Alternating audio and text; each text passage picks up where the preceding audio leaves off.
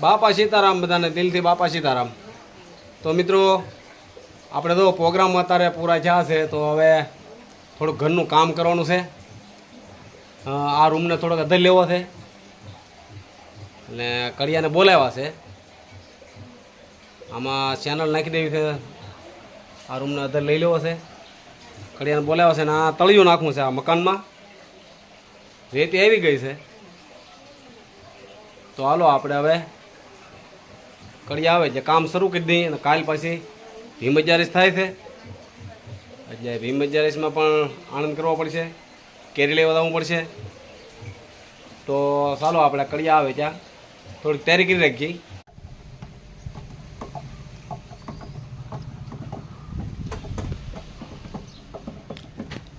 જય નો ભાઈ કિશોરભાઈ મને વ્યવહાર રહેતી જુઓ. કિશોરભાઈ શરૂ કરી દીધું છે કોમ્બો નાખવાનું અને આપણે પણ તો અહીંયા અમારે કડિયા આવી ગયા છે. આ દિનેશભાઈ અને સામે જો કડિયા જો લ્યો. આ દિનેશભાઈ કેમ થાય રેડી? જો ભાઈ આ કડિયા છે આપણે આ ઘરનું તળિયું નાખવાનું છે. તળિયું કહેવાય શું કહેવાય ને? કોમ્બો તળિયું. હા હા બે ભાષામાં કે ગામડિયામાં અમુક કોબા કે એમ કોક તળિયું કે. જો ભાઈ આ કડિયા ભાઈને આપણે બનાવી દેવાનું છે. મસ્ત બનાવવાનું છે ભાઈ. તો આ પતરા ઉતારી નાખ્યા અહીંથી અને આ પતરા પછી ઢાંકવાના છે. ઉપર 2-4 ઈંટ ચડાવવાની થઈ કા. હા પોર તો આપણે પારાપીટ કરીને માથે અહીંયા અભલભાઈ બનાવી છે. આપણે તાજમહેલ થયો કે નહીં? તાજમહેલ થયો ને એ કડિયા છે. જો આ દિનેશભાઈ ની હતા એમાં કા દિનેશભાઈ? હા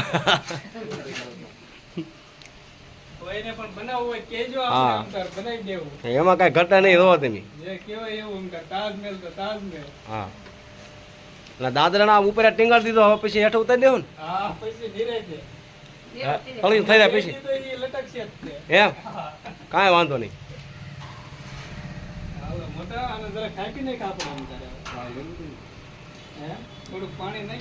આવું છે ભાઈ બધું જોવો.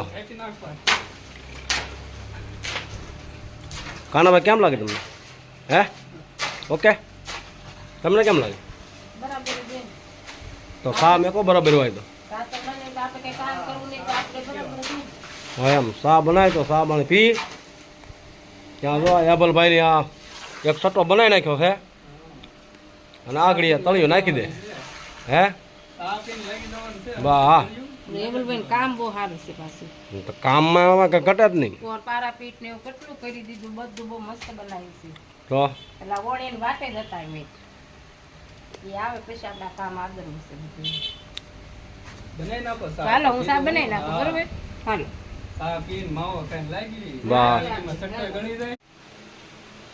જો આવે તો આ ઈંગલ નાખી દીધી.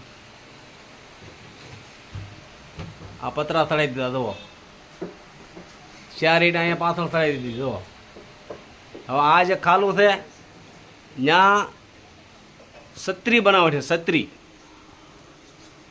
આ ખાલું ઢાંકવાનું છે. આવી રીતે આ ખાલું ઢાંકવા માટે છત્રી બનાવવાની છે ઉપર ફાઈબરની. આવું કામ હતું બધું. અને તો આવું તળિયું નાખી દીધું.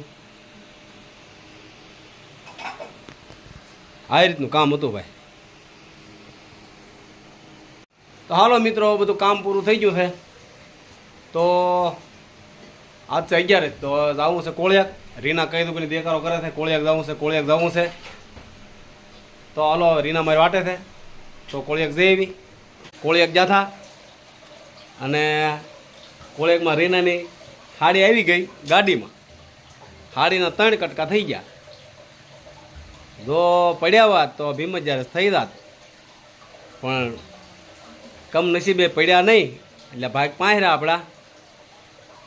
હાડીને આપણે કાતરથી કાપી નાખી. 2-3 કટકા થઈ ગયા પણ હાડી કાઢી નાખી. એટલે કોળેકથી તો એમ કેમ પાછા વૈયાવાથી ને કેરી લાવ્યાથી. હવે રીના શું બનાવે આપણે જોઈ. કા કેમ રહ્યું રીના પછી કોળેક થયા પછી? જો અમે ગયા હતા કોળિયાક આપણે 11 ખરીદી કરવા. અમારા માનસીબેન કે મારે સફેદ પાઇનેપલ મઠ્ઠો ખાવો છે, તો એની હાથું થઈને અમે સાઈન મઠ્ઠો લેવા ગયા હતા.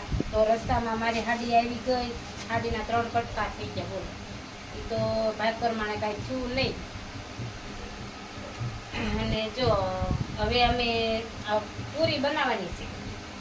કેમ માનસીબેન પૂરી બનાવશું, બીજું બનાવશું? પૂરી ને બટેટા. આ પૂરી બનાવશું, પછી બટેટાનું શાક બનાવશું કોરું, અને પાઇનેપલ સફેદ મઠ્ઠો. અને જો સામે અમે કેરી લઈ આવ્યા છીએ. જો પડી સામે કેરી રૂમમાં, કે અમે કેરી આટલી બધી કેરી લાવ્યા છીએ. અને હવે હમણાં બનાવી નાખીએ પૂરી ને કોરા બટેટા. તો તમે બધા હાલો 11 કરવા. હાલો તૈયાર જમવાનું. તૈયાર, બધું તૈયાર થઈ જાય. હું બનાવ્યું? જો આ કેરી છે, અહીં તો હું એ ભાળું છું. આ કોરા બટેટા, હા સૂકી ભાજી, હા આ ઓકે પૂરી, ઓકે પછી આ ગાંઠિયાનું શાક, ઓકે અને આ પાઇનેપલ મઠ્ઠો, ઓકે. આ રોટલી. રોટલી. આમાં જેને જે ભાવે એ ખાશે. વાહ વાહ, જો તને તો આજ ભાઈ છે જ તી. મને તો મઠ્ઠો ભાવે છે. હે મઠ્ઠો ભાવે. મઠ્ઠો જ પૂરો. એ ઢીંગુબેન, મઠો તો સ્પેશિયલ તમે ના મગાવેલ? મેં જ મંગાવ્યો છે, માય ફેવરેટ છે. હે તો મેં મંગાવ્યો છે, મારો તો ફેવરેટ. તમે કેરી નહીં ખાવ ને? કેરી નહીં ખાઈ. મઠો કેમ લઈને બેઠા છો? પછી ખાશું, અત્યારે નહીં ખાય. અત્યારે કેરી ખાવાની જ ન હોય. તો કાનાભાઈ આપણે કેમ થાય? આપણે તો કેરી હે કેરી આ તમે અને સવારના ક્યાં ગયેલા હતા? આજ આ ભીમ 11 છે, હા એટલે હું દરિયે નાવા ગયો તો મારા ભાઈ બંધો હારે. વાહ વાહ. કેટલું નાયો તો? 2 કલાક. 2 કલાક ને સાચું બોલો, 2 વાગ્યાના ગયા હતા, 4:30 ઘેર આવ્યો. આ તે 2 કલાક નાહ્યો. 2.5 કલાક નાહ્યો. મજા આવી ગઈ. 2 કલાક દરિયામાં નાયો? ઓહો એ પછી નાઈને ભૂખ લાગી છે. હા, આવીને 2 ડીશ ભરીને શાક ખાઈ ગયું, ગાંઠિયાનું. હા. પછી એટલા પાણીમાં નાતા હતા, એટલા પાણી. તો હવે આમાં તો હું ખાય છે કેને? કેરી, ગોટલા. બીજું? આ અને આ અને આ હા મઠ્ઠો. મઠ્ઠો. આમાં જો કાજુ બદામ છે. તો ચાલો મિત્રો હવે જમવા. ભીમ 11 એકાદશી, હા હા. બરોબર? તો બધા જમવા બેસી જાશે ફેમિલી સાથે. હાલો બધા અને જમવા. હાલો બધા જમવા, જમી લઈએ. જો મિત્રો, આપણે બધા ભીમ 11 કહી હતી કે ભીમ 11 આવે અને ભીમ 11 બધા રહેતા હોય, પણ ભીમ 11 નો મહિમા શું છે એ તો મેં લોકવાયકા સાંભળી હતી. તમને સમજાવું કે એક દિવસ ભીમસેન વ્યાસજી પાસે ગયો અને બોલ્યો કે યુધિષ્ઠિર, માતા કુંતા, દ્રૌપદી, અર્જુન, સહદેવ, નિકુલ આ બધા ભીમ 11નું વ્રત કરે છે, એકાદશીનું વ્રત કરે છે. અને મને બધા એમ કહે છે કે 11ના દિવસે અન્ન પાણી ખાવા નહીં. તો ભીમ વિચાર કરે કે મારે ખાધો વગર હાલે નહીં. અને ઘરના સભ્યો બધા મને એમ કહે કે નહીં, નિર્જલા 11ના દિવસે કાંઈ ખાવાય નહીં, અન્ન પાણી નહીં. 11 રહેવાનો મહિમા છે. તો ભીમ કહે છે કે હું ભક્તિથી ભગવાનની પૂજા કરી શકું છું, દાન આપી છું, સોનાનું દાન આપી શકું, વસ્ત્ર દાન આપી શકું છું, આ બધું કરી શકું, પણ એક દિવસ હું ભૂખ્યો રહી શકું નહીં. ત્યારે વ્યાસજીએ કીધું કે ભીમ જો, નર્કને ખરાબ અને સ્વર્ગને જો સારું ઈચ્છતો હોય તો મહિનાની બંને એકાદશી 11 તારે રહેવી પડે તો આનું ફળ મળે. આ સાંભળીને ભીમ બોલ્યો કે વ્યાસજી, મેં તમને પહેલાં જ કીધું હતું કે હું કોઈ દિવસ ભૂખ્યો ન રહી શકું, એક દિવસ પણ ભૂખ્યો નહીં રહી શકું. બીજો કોઈ ઉપાય હોય તો મને કહો. ત્યારે વ્યાસજીએ કીધું કે એક ઉપાય છે કે